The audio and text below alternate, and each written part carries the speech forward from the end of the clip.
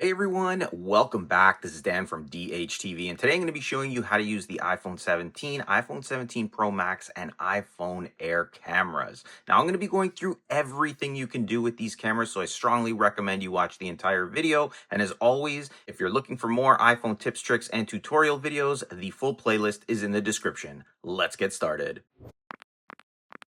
All right, now I'm using the iPhone 17 Pro, but no matter what iPhone you have, this tutorial is going to be useful for you. And as always, if you want to skip ahead, there's chapters in the video description, so you can skip to exactly what you want to learn. Now to kick things off, let's go over opening the camera app first, and it'll open up like this. Now this is a new design, new platform with iOS 26. So if you don't see it like this, update your iPhone to iOS 26. But this is how the new camera app looks.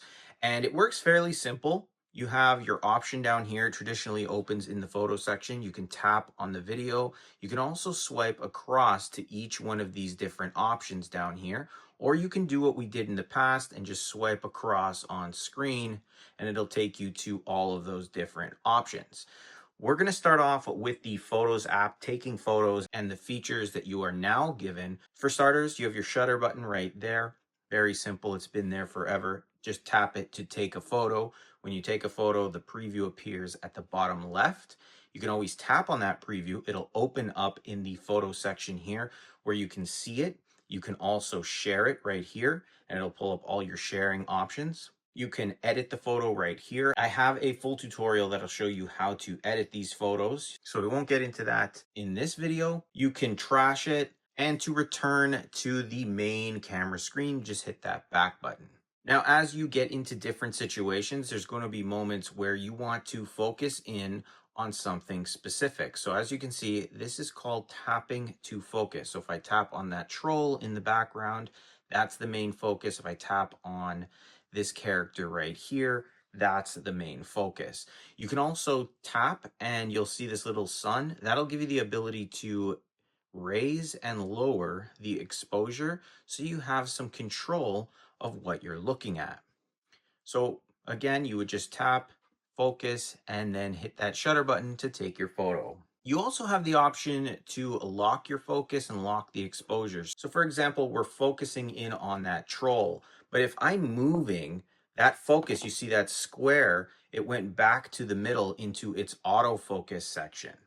So if you want to lock that focus, what you have to do is tap and hold on that specific item or person you want to focus on. You'll see at the top AEAF lock, and then you can take your photo, and even if you start moving around and shaking, it will not remove itself from that locked focus area in the top right. The only way to return is to just tap somewhere else and it'll return to that focus. Now, some options you're noticing on the screen here, first off is the zoom options. So this is the iPhone 17 Pro. So we have up to 8 times optical zoom. So we've got the 1 times, 2 times, 4 times, and now the 8 times optical zoom. And we also have that super wide lens, which brings out a super wide lens. You can also tap on these lenses here. You'll see it goes to 28 millimeter lens, 35 millimeter lens, 24 millimeter, and so on. You can do that only from the 1-time zoom. Now, tying in with these zooms is the ability to pinch to zoom. So you can always pinch in, out, and you'll be able to zoom in and out of what you're focusing in on. And then you can just take your photo like normal. I'm going to go back to the 1-time zoom here and we'll take a look at some of the settings around here. So by default, you just have this little box right here and it's just showing you what you have enabled as well as these 6 little dots. If you tap on those, it brings up all the additional settings that you can use to take better photos and customize how your photo is going to look. So if I just exit out of there, you can also bring that up by just pulling up from the bottom. And the first one we have here is the flash, and this is set to auto by default. If you tap on it, it'll turn on. If you tap on it again, it'll turn off. And I'll just show you how it works. So if I turn the flash on, you can see that the flash was now enabled. Also, because I enabled that flash, you'll see at the top right, it's telling me that the flash is enabled in yellow. I can tap up here as well and turn that flash off, But if I try to turn it back on, it just goes straight to auto. There's no opportunity here to do anything except turn it off and auto. You need to go back to these settings to turn it on. Live, this is a great feature that takes a picture and allows you to get video of a second before and a second after, which, if you're creative, can create a really unique moment. By default, it's set to auto, so the AI or the system itself is going to decide when and where it uses it. You can tap it to turn it on. You can tap to turn live off. So I'm going to turn it on to ensure it works. I'm going to give you a demonstration here.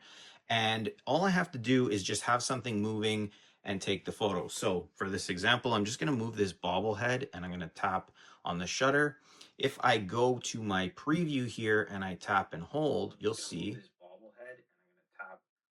it recorded about 3 seconds of that moment, a little bit before, a little bit after, to give me that video. Now, this is a very basic example, but if I tap on the editor here and I tap on live, you can actually choose keyframes or key moments within that live to stop and make it the key photo. So for example, if you had a lot of people in a photo and let's say a few people were blinking, you could actually go to a section where nobody was blinking and it's the perfect photo, make it your key photo, and that helps you get the best photo every single time.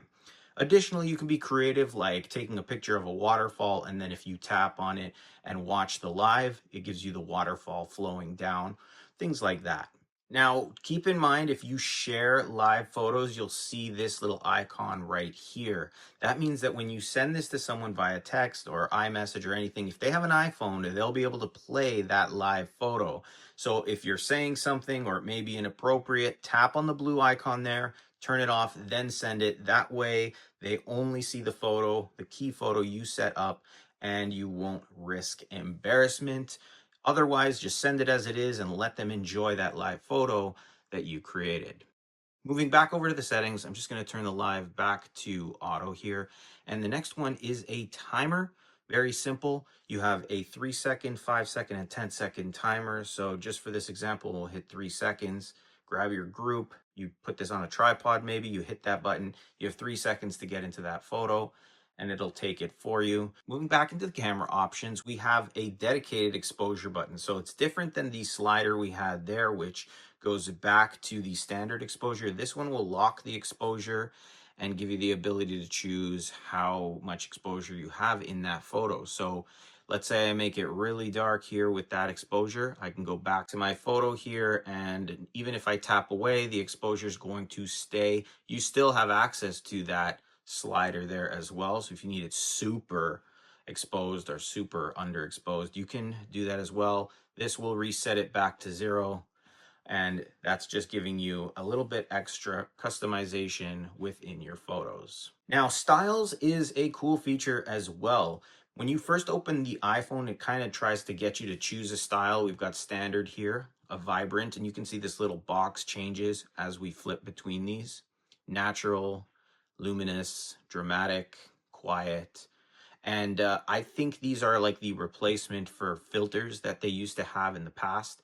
But you can see them all here, muted, black and white, and so on. So you could choose the one you want to use for that moment. You also can configure and control how it is here. So we have this little slider right here. You can slide it back all the way to the front. You can also move this around to modify the color exactly the way you want it. And up top, there is a section that shows you the tone, the color, and the palette.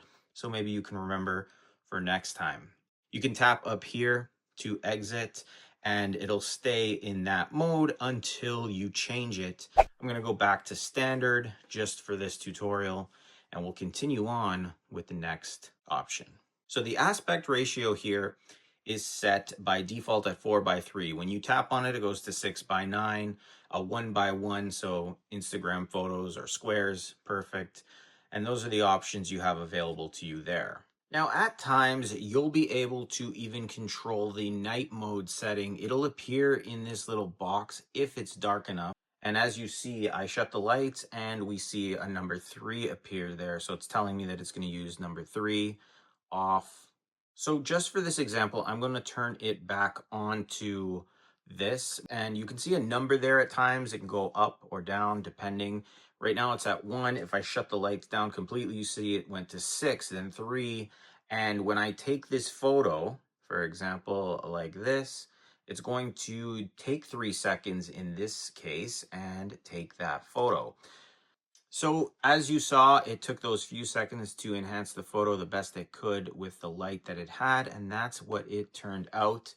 You again can control it a little bit, but for the most part, I leave it on auto. So those were the extra options within the photo section of the camera app on the iPhone 17 Pro, but it's fairly similar on all iPhones and the iPhone Air. Now at the bottom right, you also have one more option, and this actually flips to the front-facing camera. So now you can see me here. How's it going? And you have the same options. So if I just bring those up right here, you can see they're all there, including the night mode because it's feeling that it needs use of it if I take a photo here. However, you do notice that there's another option right here. If I tap on that, this brings up the center stage, giving you the ability to auto zoom and auto rotate. This is great if you have groups of people. It'll help them all fit in the photo with things like this down here. So if I press on this one right there, it'll zoom out. If I press on this one, it'll actually make it that rectangle horizontal photo, and so on. So the automatic feature of this is the great thing that it can do. So you'll play around with that over time and you'll see how that'll work. But it's a great feature. I'm happy they brought it in. And this reverse camera, or the front facing camera, you can access it in pretty much all of these different settings, I think, except for Panoramic, Spatial, and that's about it. So we'll just move back to photo and tap on video. Now we'll go over the video options you have. So again, you have your record button here. Anytime you want to record, you can just tap to focus and start recording. You have the same locking ability if you want to lock your focus, and the same zooming and controlling zooms is the same as well. The main difference here is you're recording and you have some other settings at the top, like your resolution and the frames per second that you're filming in. You can tap up here to bring up the options you have. And one of the great ones is dual capture. We'll get into that last, but we have flash. When you turn the flash on when you're recording, it just turns on a light. This will waste the battery quite a bit, so set it to auto or set it to off. The next one is your exposure, same as the exposure that I showed you in the photo section. And then we have action. So when you turn this on, this is an action mode, kind of going to do what a GoPro does. So it'll try to stabilize bouncy footage or action style footage. Turn that on and give it a try for yourself. And then we have dual capture. And now this is cool because now you can actually have the front and rear facing cameras recording at the same time. When you tap on that, it's going to give you a little box right here. So now you guys can see me, and I can then go back here, tap or focus in on what I want, start recording. I'm moving the camera around and I can be in frame at the same time. So this is cool. And it's the first time that this has been available natively inside of an iPhone camera. And I just grabbed the iPhone Air, and in fact, it does include dual capture as well, which is good. One of the great new features. Now, when it comes to recording your actual video, tap to focus, get all set up nice, tap your recording here. You'll also notice a couple of options right here. This one will allow you to pause the video. Now you can kind of move to whatever else you wanted to or wherever you need to go and then continue it just like that, which is a nice feature. I know a lot of people have been asking for that for a long time. I believe it was brought out last year. And then this one here lets you take a photo. So you tap here, it takes the photo while you're in video mode. Tap stop, and those will all be saved there. Here's the video. You'll be able to see exactly when I pause it, because then it just flips to that other side there. So that's how it'll look when you preview those paused and continued videos. Last options we have here are the HD resolutions and the frames per second. So right now we're at HD, and when you tap on it, these are the options you have available to you. So HD, that's 1080p. 4K is giving you that. So you can shoot HD and 4K at 24, 30, 60, or 120 frames per second. Keep in mind, 4K 120 is going to use the most space on your phone. HD 30 is probably the most common used for people. HD at 60 is becoming more common though. How I record these videos is HD 1080p at 60 frames per second. So play around with those, see which one best fits what you want to do and how you're filming. Now let's move back over and we'll take a look at the portrait photos. Now, portrait mode gives you those really cool blurred background effects. If I tap over here like I just did, now the foreground, the front side is blurred and it's focused over there. Now you have some options on the front here, right at the bottom. You can tap here and you have some zooming options. It's hard to see, but because of the white there, but I have a 1x zoom up to a 4x zoom for the portrait mode options or photos. So I'm going to use the 1x zoom just because it'll give you a better idea of the blurred background here.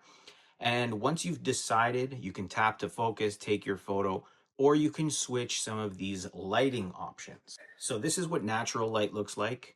You have the studio light, the contour light, stage light mono, and then the high key light mono. Now it doesn't matter really which one you choose here. These are just like filters. After the fact, down in the preview, when you take your portrait mode photo, you can always change those to each and every one of them. For example, if I take the photo right here and I tap the preview, I can see the portrait. I can tap the editor here, and that same option is right there. I can tap on it and I can move between all these same options I had in the camera app and still tap to focus, switch my focus somewhere else. Lots of editing abilities here with portrait mode. So I'm just going to turn that off, cancel this out for now, and discard my changes. We'll go back to the portrait mode photos. Now, in terms of settings that you have with portrait mode, you can tap up there. They're the exact same settings you had with the Photos app, except you have an aperture option. So this is going to be the amount of blur that you have in the background. So just set it to where you like it. Max blur, you can see how blurry it can actually get in the background. Tap to focus or tap to take your photo. You can tap this refresh to be brought back to what its standard is on. But that is portrait mode, and it's a great feature, very popular with the iPhones. Moving back over past video, we have cinematic, and this adds a beautiful shadow depth of field and focus to your videos automatically. So think of this as portrait mode, but within videos, so you can see the background is blurred. You have the resolution options here again, so you can set it to HD, 4K, 24, and 30. Those are the only options you have there. In terms of settings, you get flash, aperture, and if we tap on that again, you can customize how blurry or not blurred the background's going to be, and you can just take your video as you would normally. This uses more space, but it's basically portrait mode videos. Over one more, we have slow-mo, and this is a slow motion effect. Very popular, very useful, especially in action shots if you want to capture a moment and make it look really cool. Your options at the top here are HD 1080p at 120 or 240, or 4K at 120 or 240. I traditionally do for myself HD at 240. The higher the number, the slower the action is going to be when it slows down. So I'll give you an example of this. I'll just put that right there, and I'm going to start my recording. So I'll tap to focus in on that. I'm going to start the recording and then tip it over. So we'll tap, it tipped over, I'll stop it, and if I go into the preview, you'll see how it looks.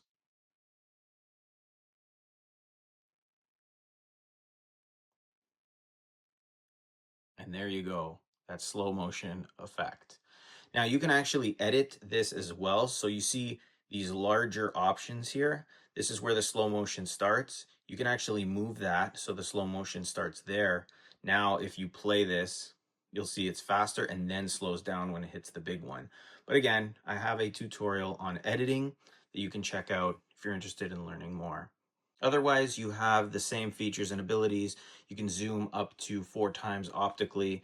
Otherwise, when you zoom in past that, again, you're using digital zoom, which kind of ruins the quality of your video. Moving over one more is time-lapse. This is like the opposite of slow motion. So instead of it slowing down, this is going to speed up footage. So if you've ever seen movies where it turns from day to night really fast, or cars going through a city very fast, it's sped up. to make it look like it's 30 seconds, but really they've been recording for hours at a time. You can do the same thing with time lapse here. And as you can see from this example, that's how it looks. Now, the way it works, pretty simple. Line up your phone wherever you want, tap on it. This thing's going to spin around.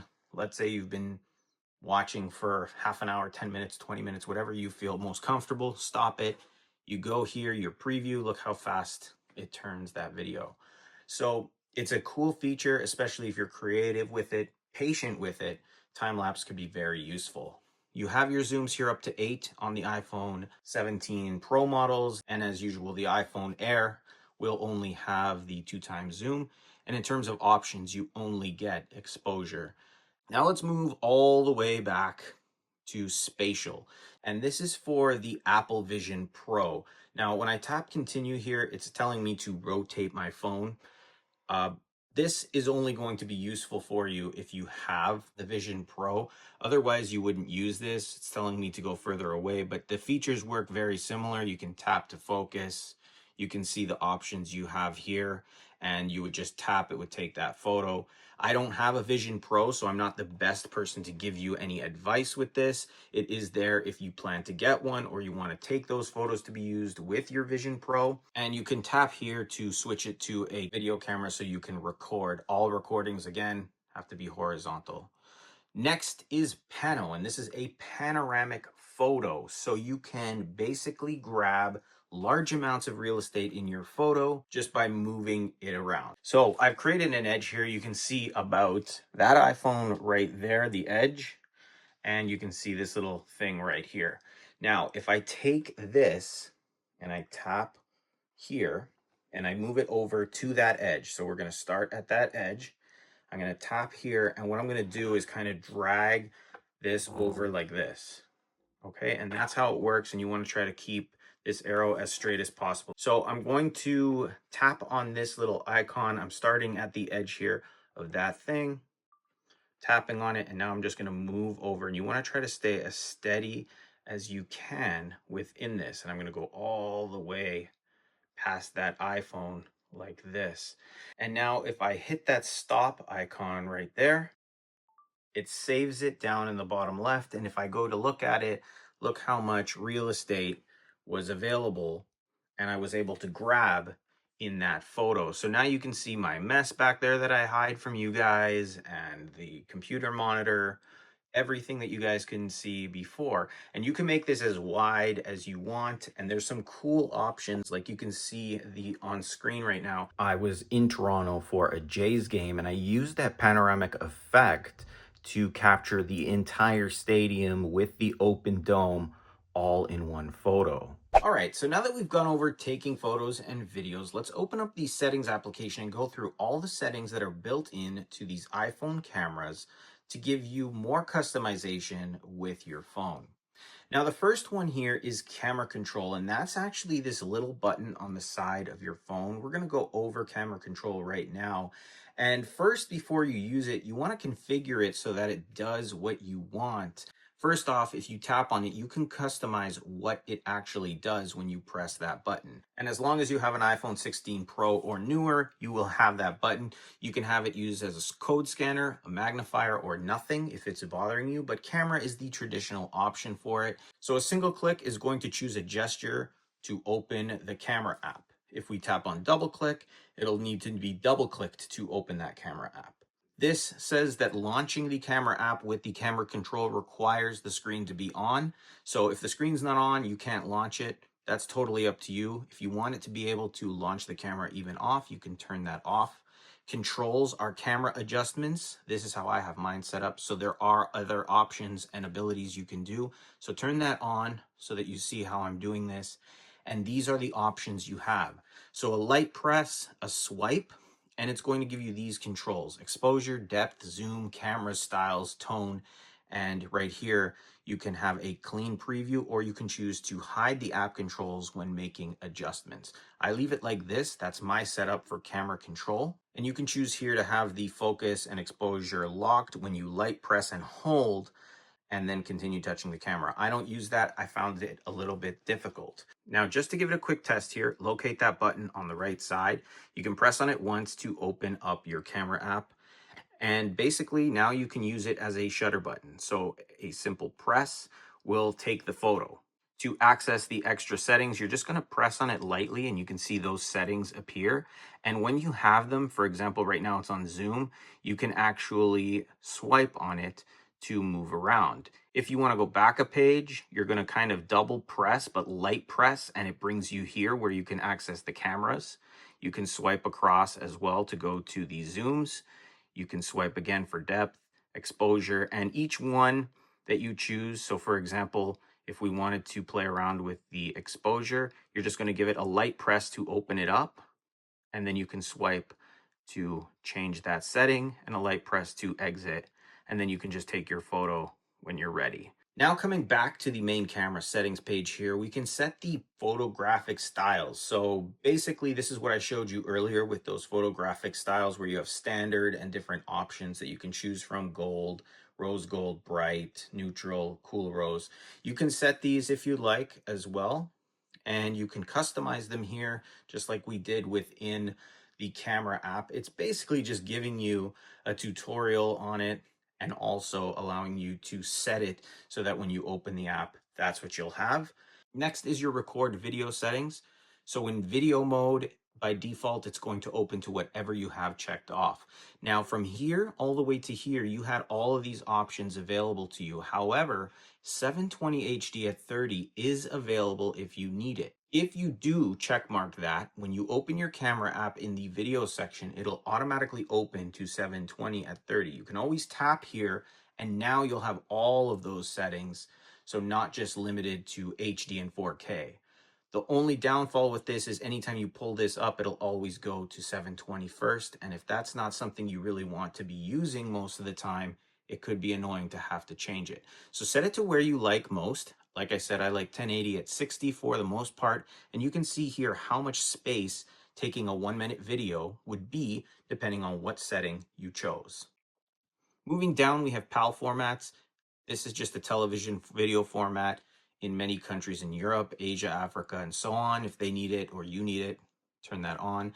Enhanced stabilization. So in cinematic and video modes, it's going to stabilize it by zooming in a little bit more. I keep it on. If you don't like that it zooms in, turn it off. Action mode, lower light. This will decrease the stabilization for optimizing the less brighter scenes. I leave it off. HDR video, very popular. Use it, test it. If you move footage from an HDR video to your computer and it's not set for that HDR, it really overexposes it and you'll need to use software to kind of fix it. Otherwise, turn it off. But HDR is so popular and useful and it really makes the photos look good. So if you primarily use your videos on the iPhone and look at them on the iPhone, it's good to just keep it on. Auto FPS, this automatically reduces the frame rate to improve low light video and optimize the file size. You can set these to whatever you like. Mine is always set to auto 30 and 60. Locking the camera, by default, because this phone has 3 cameras, it's automatically switching between cameras while it records. So if you don't like that, you can turn that on to lock the camera. Obviously, this phone, the iPhone Air, it's not going to have this option because it only has the 1 camera. You can also lock the white balance. I do use this at times, especially when recording YouTube videos. I don't like the white balance changing on the go. So if you want to lock it, there's your place. Set these up the way you like. The next one is slow motion settings. So you can choose where you want it to be by default. So I'm going to set mine to 1080 at 240. So anytime I open the camera app now and I go to the slow motion section, it's going to automatically be at HD 240 rather than 120. It's going to use more space, but there's your numbers. I like that better. Cinematic, the same thing. Choose how you want your cinematic recordings to be set at. 1080 HD at 30 is plenty for me. I don't really use that feature, but if you do, set it the way you like. The recording sound section here, it's using spatial audio. I actually turn this off.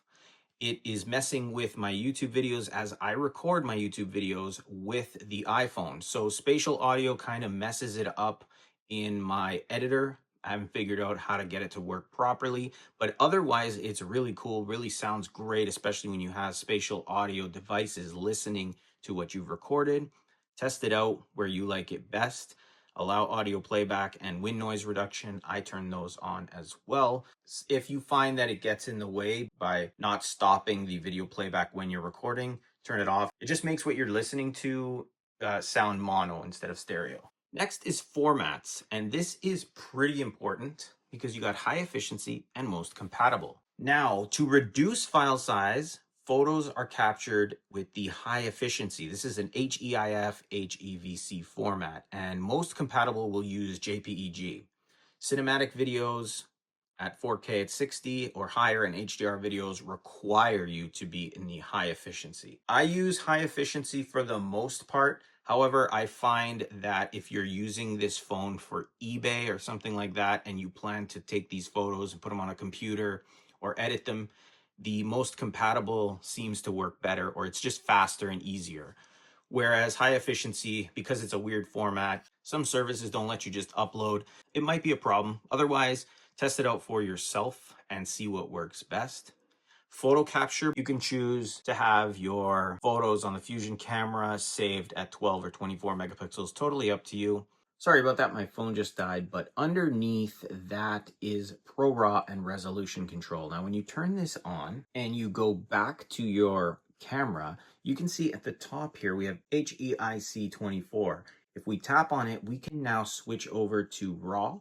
We can set it to 48 and 12, and we can even use the HEIC at 48 at 12 resolution. So it's totally up to you if you want to use that, if you use ProRAW. And then at the bottom here, you have ProRAW format, JPEG, lossless. It's the most compatible, and you can set that here. Read about this here, and also read all of that down here to make your decision. I'm not really that big into photography, so I traditionally have this off. I don't really use those options.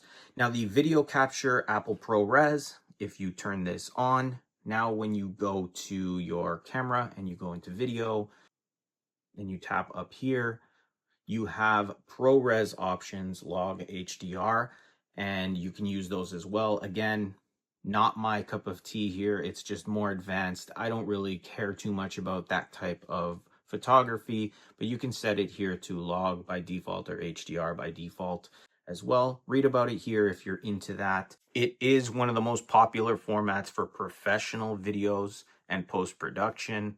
So test it out for yourself if you're interested. Preserving the settings, this is useful as well. So like I said, traditionally when you open the camera app, it always opens in photo. However, you can have it open in your last opened position. So for example, if we set the preserve the last mode as video rather than automatically reset to photo, we can do that. And if we open up the camera app, there you go. It's in video. You do need to close out of it for it to do that. Same deal with creative controls, depth, macro, exposure, night mode, portrait zoom, action mode, and so on. I'm going to go over the macro lens in the tips section of this video. I haven't forgot, but set these the way you like. Otherwise, just leave them off and you'll always be in the photo mode or whatever the standard modes are when you open the camera app. Using the volume up for burst, I'm going to turn that on. That's also a tip. So when I show you this later on, this is where I got it from. Scanning QR codes. QR codes are basically these little codes right here. If you hold your camera over them, it'll take you to a website. Just to show you, actually, since we have this code right here, we'll open up the camera app in Photos. You just want to hover your QR code and you'll see that website appear there. There's just too much text. The live text is picking it up. There it is. I can tap there. It'll take me to that website, but I don't have internet on this phone right now, so I can't show you, but that's the way it works. Show detected text. I'll show you that in the tips section as well. You guys got a little idea of how it worked right there. Grid, I really like using this. When you open the camera app, it looks like this. However, in the composition section, when you turn the grid on, you can use this grid. Now you've got this sort of like tic-tac-toe screen here, which is something to do with the rule of thirds. Not 100%. I use it to keep my items centered in the photo. works for me that way, but totally up to you if you want that on or not. I'm going to leave that on. The level is also a great feature. I'm going to turn that on. I'll talk about it in the tips. The mirror front camera, also talk about that in the tip section. View outside the frame. Now this one throws me off. I've been talking about this for years. As you can see here, this is how the camera looks. When you zoom in a little bit though, sometimes it goes and shows you like this. So now it's showing you what's happening outside the frame. I always thought that you were able to take the photo and then go in the editor, and if you edit the photo and cropped it or something, you were able to extend to capture what was outside the frame, but that's not the case. So I'm not sure exactly what this is for, other than maybe to see what's not in frame so you can adjust your camera, but that's what it does right there. If any of you know, let me know in the comments what that view outside the frame does. Indicators here, this is a new one, so flash indicators, live photo indicators, action mode, dual capture. So those are those indicators you see up here when you have those features on. So if we go here and we have action and all that, you can see they're all up there. I can tap on them, gives me those indicators there as well. So use those, turn them on if you want all of them. I'm going to leave them all on so I know what's going on. Fusion camera right here. This allows you to add additional lenses. So as I showed you earlier in the video, when you tap on the one-time zoom from the photo section here, you can actually switch between the different millimeter cameras, 28, 35. You can also default the lens to one of those if you like that better. Moving down, portraits in photo mode. That is something I did not show you because I don't like it.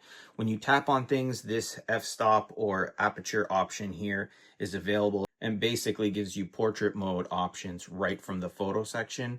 I like to keep mine separate, but I'm leaving it on so I don't forget it is there. It's totally up to you. It works exactly like the portrait mode though.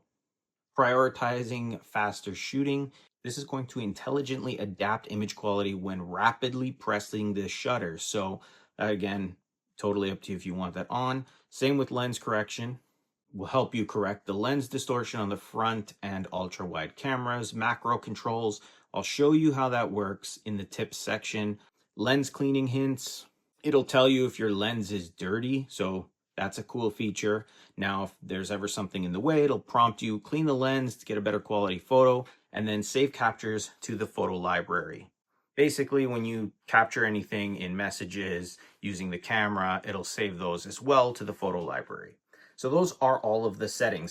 Now I want to go over some iPhone 17 Pro and iPhone 17 Air tips and tricks with this camera. And we'll start right here with that macro control. So by default, this macro control is on. So what macro is, it's a super close, detailed lens.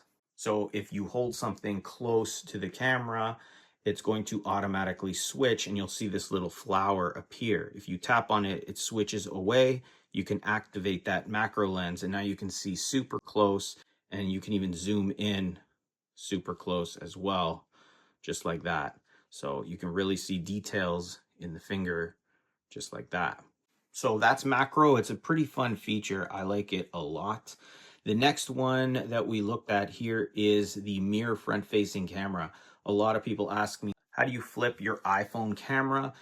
And with the iPhone 17, it's pretty much the same as it has been. If you want to flip the iPhone 17 camera, when you take a photo with the front camera, like for example here, I'm taking this photo, look what happens when you look at the preview. Now my hands are on the left side when I had them on the right in the photo.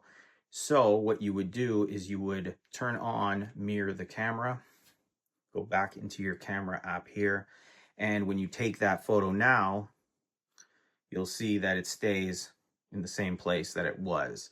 So if that's something that's been bothering you, there's your opportunity. You can flip or mirror your front camera. The next tip is the level. So you can see that little line right there. It appears inside that box. It's hard to see, but it is there. And when you align it, you can see that it turns yellow. It's very faint. It's hard to see on camera, but it is there. That's your level. which will then in turn help keep your photos level.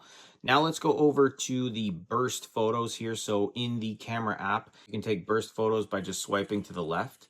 And within seconds, I took like 15 photos just like that. And you can see when I go to the preview, I see burst up here and I can go through all of them, keep which ones I want or which ones I don't want, delete the whole group just like that as well. Now, as we're here, if you pull this to the right, you can actually start recording from the photo section, and you can pause and do all the same things you would with the recorder. You can also tap and hold and it'll start recording, and then when you release it'll stop as well. And if you are into those burst photos, you can actually use these buttons here to take those burst photos as well. If you use the other button, it'll start recording, and when you release it will stop recording. Just like that. Same thing with camera control, actually. If you press and hold on it, it'll start recording. And then when you release, it'll stop. The next iPhone tip is that live text feature. You probably saw it earlier in the video when I was trying to show you this right here. See how it's grabbing that text in the camera frame? So this is actually going to allow you to record that text. You'll see right there a little box. If you tap on that box, it's going to snip that text. You can select all the text just like that. You can tap on it, copy it, translate it, share it out. So if you find something on the street, like a number or whatever, or some information or a pamphlet, you can easily use that to save that text. So if you like that, make sure you have the show detected text setting enabled. Now, also when you're zooming, if you zoom past these optical numbers, so depending on which phone you have, you may only have 2 times optical zoom like the iPhone Air. But either way, if you zoom in past your max that you have here, you can do that through pinching to zoom. You can see that the iPhone 17 Pro and Pro Maxes get a max out of 40x. Anytime you pass your max X zoom down here, which in this case is 8, it turns it into digital zoom. So the quality of the picture is going to degrade the more you zoom in. So just keep that as a note when using the zooms on your iPhone. Now, one thing I get asked a lot is, what is that green icon up there? That's just letting you know that the camera is open. If you ever see that on when you're using apps that should not be accessing your camera, be concerned, remove that app because it is activating and using your camera. So that's what that little thing there, it's like a safety built in for these iPhones. That'll be the best option for you. If you're in low light, use the night mode option that's available. But good lighting that's not facing the camera. It's good when the lighting is facing on top of the subjects. If there's light flashing into the camera itself, it will have a hard time with it. But basically, it's going to come down to how you learn to use these cameras and the features that are built into it. Go through these settings, go over everything I showed you here, and set it up the best way you can and get used to it. So practice, take pictures, take videos, test out the different options, and see what works best for you. As always, I have a full playlist of more iPhone tips, tricks, and tutorial videos in the video description. So if you're looking to get the most out of your iPhone, definitely check that out. If you have any questions, feel free to ask in the comments. And if you're interested in watching more of my videos, subscribe, click the bell notification box. And if you like the video, hit the like button. It helps me out. And I hope this video helped you out. Thanks for watching. I'll see you in the next one.